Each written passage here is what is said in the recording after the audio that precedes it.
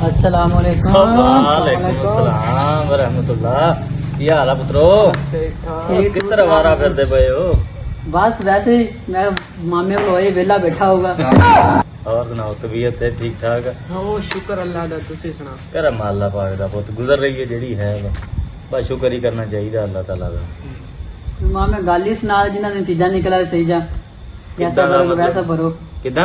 जैसा करोगे वैसा भरो। ਹਾਂ, ਲੈ, ਇਹ ਗੱਲ ਸੁਣ, ਮੈਂ ਕੱਲ ਗਿਆ ਆਪਣੇ ਮਾਮੇ ਘਰ, ਉਹ ਸੁੱਤਾ ਪਿਆ ਸੀ। ਅੱਜ ਸਵੇਰ ਉਹ ਆਇਆ ਸਾਡੇ ਵੱਲ, ਮੈਂ ਸੁੱਤਾ ਪਿਆ ਸੀ। ਨਤੀਜਾ ਕੀ ਨਿਕਲਿਆ? जैसा करोगे वैसा भरो। ਅੱਲਾ ਦੇ ਆ ਬੰਦਿਆ, ਫਿਰ ਨਤੀਜੇ ਵਾਲੀਆਂ ਸੁਣ ਦੋ। ਸਾਡੇ ਕੋਲ ਸੁਣਦਾ ਤੂੰ ਨਤੀਜੇ ਵਾਲੀਆਂ ਸੁਣਿਆ ਕਰ। ਸੁਣਾਓ। ਸੁਣਾ ਤਾਂ ਦਿੱਤੀ ਆ, ਹੋਰ ਤੈਨੂੰ ਹੁਣ ਅਲੀਬੇ ਸੁਣਾਵਾਂ ਨਾਲ।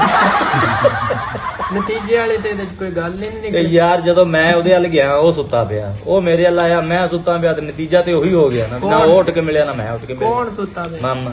ਤੇਰਾ ਵੀ ਮਾਮਾ ਆਏਗਾ ਕੋਈ? ਨਹੀਂ, ਹੋਰ ਮੈਂ ਤੇ ਬਗੈਰ ਮਾਮਿਆਂ ਤੋਂ ਆਇਆ।